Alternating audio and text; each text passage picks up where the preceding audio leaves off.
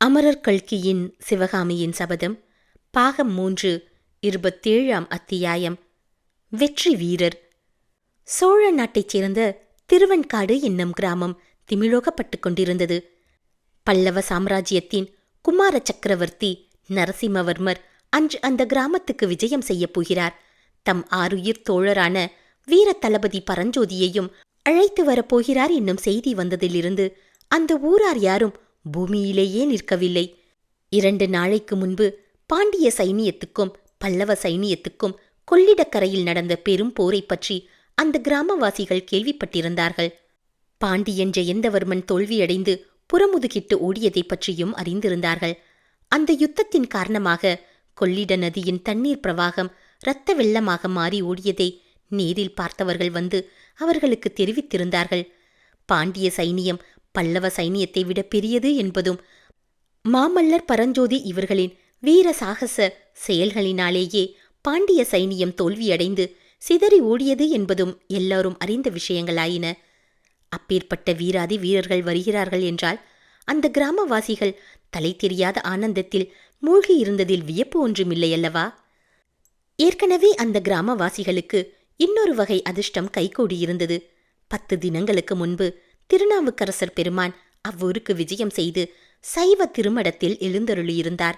ஆலய பரிகாரங்களில் அப்பெரியவர் தம் திருக்கைகளினால் புல் செதுக்கும் திருப்பணியை நடத்தியதுடன் மாலை நேரங்களில் ஆலய மண்டபத்தில் தம் தேனிசை பாசுரங்களை சீடர்களைக் கொண்டு பாடிவித்து வந்தார். அவ்விதம் சிவா ஆனந்தத்திலும் தமிழ் இன்பத்திலும் ஆழ்ந்திருந்தவர்களுக்கு சக்கரவர்த்தி திருக்குமாரரும் அவருடைய வீர தளபதியும் வரப்போகும் செய்தி மேலும் குதூகலத்தை உண்டாக்கிற்று. திருநாவுக்கரசரை தரிசிப்பதற்காகவே மாமல்லரும் பரஞ்சோதியும் வருவதாக ஒரு வதந்தியும் பரவியிருந்தது. ஆனால் நமச்சிவாய வைத்தியர் வீட்டைச் சேர்ந்தவர்களுக்கு மட்டும் உண்மையில் அவர்கள் வருகிற காரணம் இன்னதென்று தெரிந்திருந்தது. பரஞ்சோதியின் அருமை தாயார் அந்த வீட்டிலேதான் இருந்தாள். பரஞ்சோதிக்கு வாழ்க்கைப்படுவதற்காக காத்திருந்த பெண்ணும் அந்த வீட்டிலேதான் இருந்தாள்.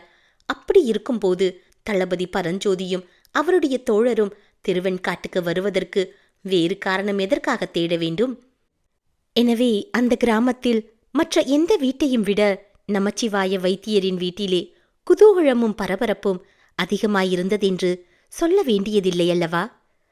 சாதாரணமாய் சாந்த நிலையில் இருப்பவரான நமச்சிவாய வைத்தியர் அன்று வீட்டுக்குள்ளிருந்தும் வெளியிலும் வெளியிலிருந்து உள்ளேயும் 100 தடவை போய் வந்து கொண்டிருந்தார்.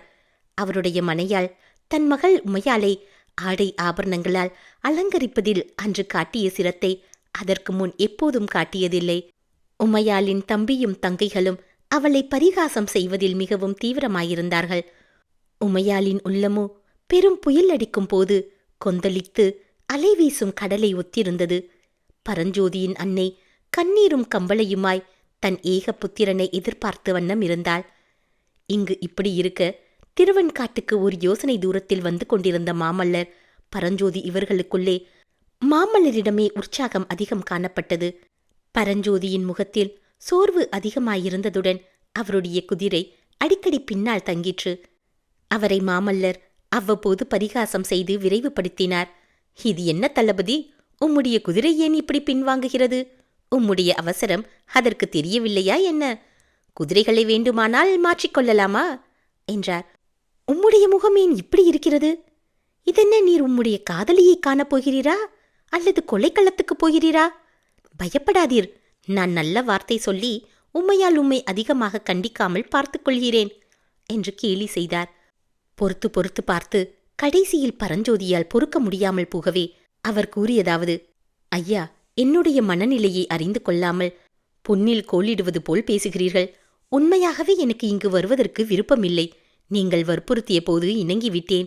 ஏன் இணங்கினோம் என்று இப்போது வருத்தமாயிருக்கிறது. உங்களுக்கு புண்ணியமாய் போகட்டும். இப்போதாவது நான் திரும்பி போவதற்கு அனுமதி கொடுங்கள். தாங்கள் எனக்காக சென்று என் தாயாரை பார்த்து, நான் சௌக்கியமாயிருக்கிறேன், ஆனால் அவருக்கு நான் கொடுத்த வாக்கை நிறைவேற்ற முடியவில்லை, ஆகையால் அவரை பார்க்க வெக்கப்பட்டு கொண்டு வராமல் நின்றுவிட்டேன் என்று சொல்லிவிடுங்கள். இவ்விதம் உணர்ச்சி ததும்பிய குரலில் பரஞ்சோதி கூறியதை கேட்டு மாமல்லர் சிறிது திடுக்கிட்டார். தளபதி, உம்முடைய தாயாருக்கு நீர் என்ன வாக்குறுதி கொடுத்தீர்? அதையே நிறைவேற்ற முடியவில்லை என்று கவலை கொண்ட குரலில் வினவினார்.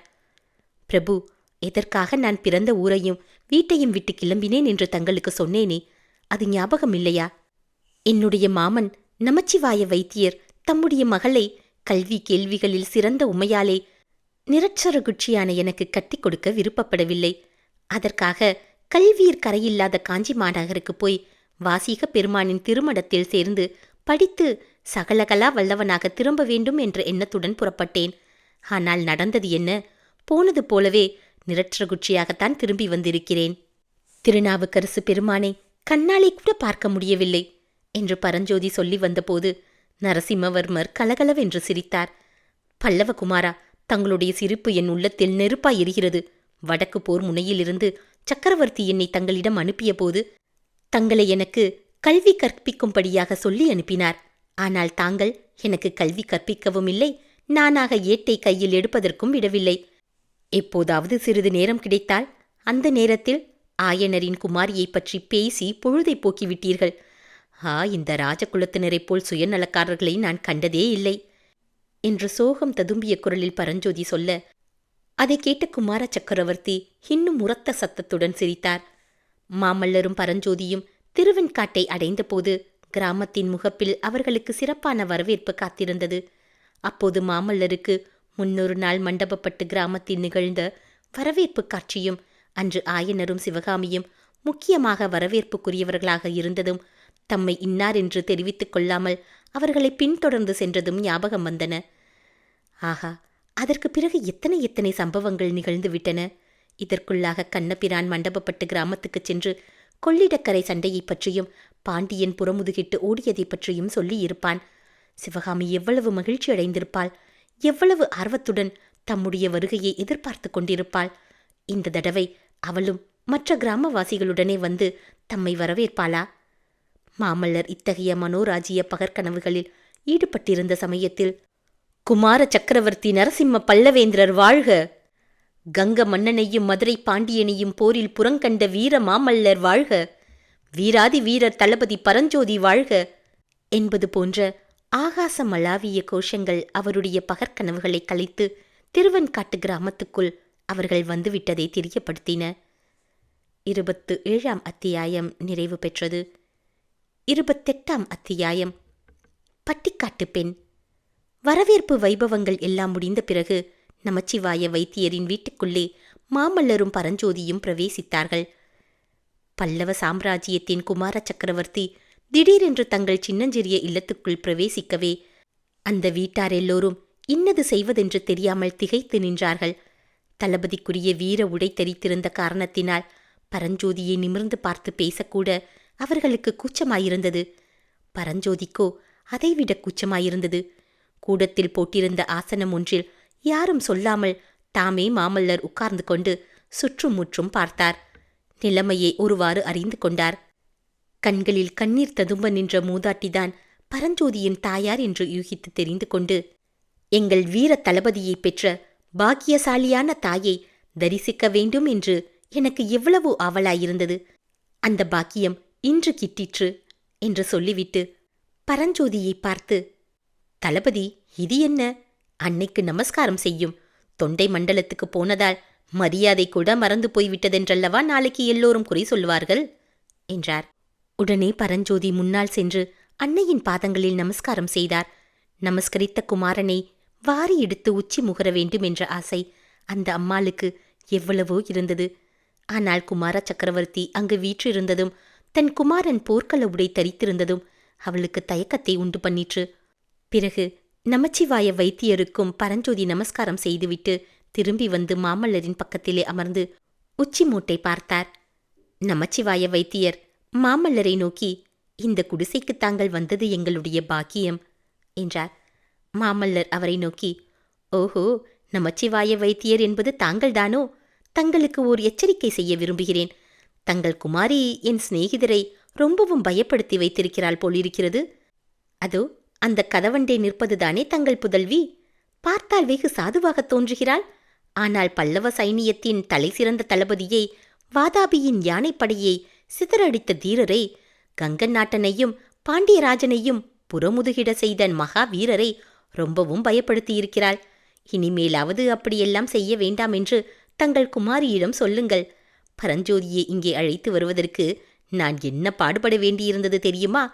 கையை பிடித்து பலாத்காரமாய் அழைத்து வர வேண்டியிருந்தது.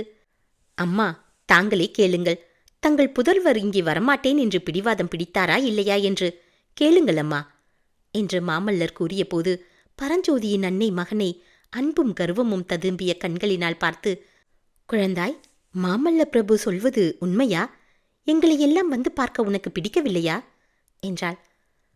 ஆமம்மா, பல்லவ குமாரர் உண்மையைத் தவிர வேறு எதுவும் சொல்வதில்லை. ஆனால் ஏன் எனக்கு இங்கு வந்து உங்களை பார்க்க எல்லாம் பிடிக்கவில்லை என்று அவரையே கேளுங்கள் என்றார் பரஞ்சோதி. அன்னை கேட்க வேண்டும் என்று வைத்துக் கொள்ளாமல் மாமல்லரே சொன்னார். தங்கள் அருமை மகன் காஞ்சிக்கு போய் கல்வி கற்று புலவராக திரும்பி வருகிறேன் என்று தங்களிடம் வாக்குறுதி கூறிவிட்டு புறப்பட்டாராம். அந்த வாக்கை நிறைவேற்ற முடியவில்லையாம். போனபோது எப்படி போனாரோ அப்படியே திரும்பி வந்திருக்கிறார். அதனால் உங்களை எல்லாம் நிமிர்ந்து பார்க்கவே வெட்கமாயிருக்கிறதாம். எப்படி இருக்கிறது கதை? இவ்விதம் மாமல்லர் சொன்னதும் பரஞ்சோதியின் தாயார் மகனுக்கு அருகில் வந்து உட்கார்ந்து அவனுடைய முதுகை தடவி கொடுத்து கொண்டே, அப்பா குழந்தாய், நீ படித்தால் என்ன, படிக்காவிட்டால் என்ன? ஏதோ சிவபெருமான் அருளால் நீ உயிரோடு நல்லபடியாய் திரும்பி வந்தாயே, அதுவே எனக்கு போதும். அந்நாளில் உனக்கு படிப்பு சொல்லிக் கொடுக்க வந்த அண்ணாவிமார்களை நீ அடித்து விரட்டினாயே, அதற்கெல்லாம் நான் உன்னை எப்போதாவது கோவித்ததுண்டா என்றாள்.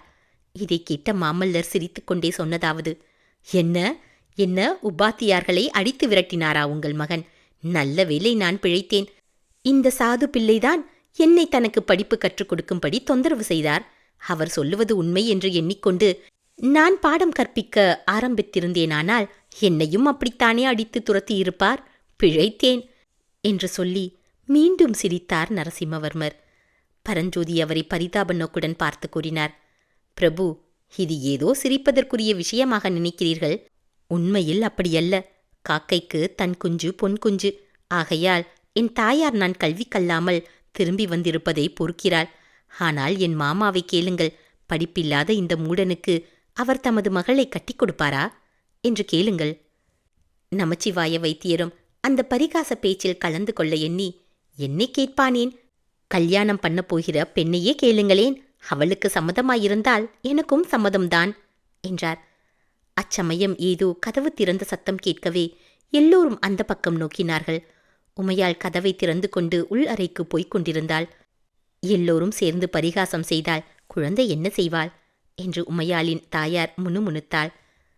பிறகு நமச்சிவாய வைத்தியர் சக்கரவர்த்தி குமாரரை பார்த்து, பரஞ்சோதியின் பராக்கிரம செயல்களை குறித்து அடிக்கடி கேள்விப்பட்டு கொண்டுதான் இருக்கிறோம். அவனால் இந்த சோழ நாடே பெருமை அடைந்திருக்கிறது. மறுபடியும் இந்த பக்கம் எப்போது வருவானோ என்னவோ என்று எல்லோரும் ஏக்கப்பட்டு கொண்டிருந்தோம். ஏதோ எங்கள் அதிர்ஷ்டம், இவ்வளவு சீக்கிரத்தில் அவன் இங்கு வரலாயிற்று. அவனோடு தாங்களும் விஜயம் செய்தது எங்கள் பூர்வ ஜென்ம தவத்தின் பலன் என்றுதான் சொல்ல வேண்டும். புவிக்கரசராகிய தாங்கள் வந்திருக்கும் சமயத்தில் நாவுக்கரசர் பெருமானும் இவ்வூருக்கு வந்திருக்கிறார். இப்பேற்பட்ட நல்ல சந்தர்ப்பம் மறுபடி எங்கே கிடைக்கப் போகிறது? இப்போதே ஒரு நாள் பார்த்து சுப முகூர்த்தத்தில் விவாகத்தை நடத்திவிடுவோம். உமையாலையும் உங்களுடனேயே அழைத்து போய்விடுங்கள் என்று நமச்சிவாய வைத்தியர் கூறி நிறுத்தினார். அப்போது மாமல்லர், பார்த்தீரல்லவா தளபதி, எப்படியும் உமக்கு கல்வி கற்பித்து புலவராக்கி விடுவது என்று வைத்தியர் தீர்மானித்திருக்கிறார் என்று தெரிகிறது. வேறு எந்த உபாயமும் பயன்படாமற் போகவே அவருடைய மகளைக் கொண்டே உமக்கு கல்வி போதிக்க தீர்மானித்திருக்கிறார். ஆக கடைசியாக நீர் அடித்து துரத்த முடியாத உபாத்தியாரர் ஒருவர் உமக்கு ஏற்படப் போகிறார் அல்லவா என்றதும் ஸ்திரீகள் உள்பட எல்லோரும் கொல்லென்று சிரித்தார்கள். பிறகு குமார சக்கரவர்த்தி நமச்சிவாய வைத்தியரை பார்த்து, ஐயா, அதெல்லாம் முடியாது. பல்லவ சாம்ராஜ்யத்தின் வீர தளபதிக்கு தலைநகரத்திலே சக்கரவர்த்தியின் முன்னிலையிலேதான் கல்யாணம் நடைபெற வேண்டும். இது என் தந்தையின் ஆஞ்ஞை. காஞ்சிக்கு நாங்கள் போன உடனேயே ஆள் விடுகிறோம். எல்லோரும் வந்து சேருங்கள். இன்னும் ஒரு விஷயமும் சொல்லி வைக்கிறேன். அப்படி ஒருவேளை உங்களுடைய குமாரி கல்வி கேள்விகளில் நல்ல புலவரைத்தான் கல்யாணம் செய்து கொள்வேன் என்று பிடிவாதம் பிடித்தால் அதற்கும் வழி இருக்கிறது. காஞ்சியில் எங்க குலகுரு ருத்ராச்சாரியார் இருக்கிறார். வயது 90 தான் ஆகிறது. தாடி ஒரு முழ நீளத்திற்கு குறையாது. அவர் கரையாத கலையோ அவர் படியாத ஏடோ ஒன்றும் கிடையாது. அவரை வேண்டுமானாலும் உங்கள் புலமை மிகுந்த மகளை கல்யாணம் செய்து கொள்ளச் செய்கிறேன் என்று பலந்த சிரிப்புகளுக்கிடையே கூறிவிட்டு, தளபதி, வாரும் போகலாம், திருநாவுக்கரசரை தரிசித்து விட்டு வரலாம் என்று சொல்லிக்கொண்டே எழுந்தார். மாமல்லரும் பரஞ்சோதியும் நாவுக்கரசர் பெருமானை அவர் தங்கியிருந்த திருமணத்தில் பார்த்துவிட்டு திரும்பி வந்தவுடன் பரஞ்சோதியின் தாயார் அவருடைய கையை பிடித்துக்கொண்டு, இங்கே வா தம்பி, ஒரு சமாச்சாரம் என்று உள் அறைக்குள் அவரை அழைத்து கொண்டு போனாள். அங்கே தரையில் படுத்து தேம்பிக் கொண்டிருந்த உமையாளை காட்டி, பார்த்தாயா, உன்னுடைய பரிகாச பேச்சு இந்த பெண்ணை என்ன பாடுபடுத்தியிருக்கிறது? இப்படி செய்யலாமாப்பா என்றாள். பரஞ்சோதி மனம் இலகியவராய், ஐயோ, இது என்ன பழி? நான் ஒன்றும் பரிகாசம் செய்யவில்லையே என்றார். செய்ததையும் செய்துவிட்டு இல்லை என்று சாதியாதே. இந்த குழந்தை என்ன சொல்கிறாள் தெரியுமா? நீ காஞ்சி பட்டணத்துக்கு போய் அரண்மனை உத்தியோகமும் சக்கரவர்த்தியின் சிநேகிதமும் சம்பாதித்துக் கொண்டாயாம். இந்த பட்டிக்காட்டு பெண்ணை கல்யாணம் செய்து கொள்ள உனக்கு இஷ்டமில்லையாம். அதனாலே தான் இப்படியெல்லாம் பேசுகிறாயாம். ஐயோ, அப்படி இல்லவே இல்லையம்மா. இல்லை என்றால் நீயே இந்த பெண்ணுக்கு சமாதானம் சொல்லி தேற்று. நான் என்னென்னவோ சொல்லியும் இவள் கேட்கவில்லை என்று கூறிவிட்டு பரஞ்சோதியின் தாயார் வெளியேறினாள். அன்னையின் கட்டளையை சிரமேற்கொண்டு பரஞ்சோதி உமையாளை தேற்றத் தொடங்கினார். ஆனால் உமையாள் அவ்வளவு சீக்கிரம் தேறுகிறதாக காணவில்லை. வெகு நேரம் பரஞ்சோதி தன்னை தேற்ற வேண்டும் என்று அவள் ஆசைப்பட்டதாக தோன்றியது. தேறுவது போல் ஒரு கணம் இருப்பாள், மறுகணத்தில் மறுபடியும் விம்பவும் விசிக்கவும் தொடங்கிவிடுவாள். உமையாள் பட்டணத்து நாகரீகம் அறியாத பட்டிக்காட்டு பெண்தான். ஆன போதிலும் தன்னுடைய மனோரதத்தை நிறைவேற்றிக் கொள்வதற்கு உபாயம் அவளுக்கு தெரிந்திருந்தது. பரஞ்சோதி சீக்கிரம் வெளியில் போவதற்கு முடியாத வண்ணம் வெகு நேரம் தன்னை தேற்றிக்கொண்டே இருக்க வேண்டிய அவசியத்தை அவள் உண்டு பண்ணி கொண்டிருந்தாள். எவ்வளவு நீளமான நாடகத்துக்கும் ஒரு முடிவு உண்டு அல்லவா? அவ்விதம் அந்த பொய் சோக நாடகத்துக்கும் முடிவான மங்களம் பாட வேண்டிய சமயம் வந்தபோது உமையாள் பரஞ்சோதியிடம் சத்தியம் வாங்கிக் கொண்டாள். தன்னையே அவர் மணந்து கொள்ள வேண்டும் என்பதாகத்தான். அவ்வாறு சத்தியம் செய்து கொடுத்த பின் பரஞ்சோதி கூறினார், ஆனால் உமா, ஒன்று சொல்கிறேன். நம் கல்யாணம் உன் தந்தை சொன்னது போல் அவ்வளவு சீக்கிரமாக நடைபெறாது. வெகு காலம் நீ காத்திருக்க வேண்டியிருக்கலாம். என் சிநேகிதர் மாமல்லருக்கு எப்போது திருமணம் நடக்கிறதோ அப்போதுதான் நமது கல்யாணமும் நடைபெறும். அவருக்கு முன்னால் நான் இல்லறத்தை மேற்கொள்ள மாட்டேன். தங்களுக்காக அவசியமானால் யுகயுகமாக வேண்டுமானாலும் காத்திருக்கிறேன் என்றாள் உமா. 28ஆம் அத்தியாயம் நிறைவு பெற்றது.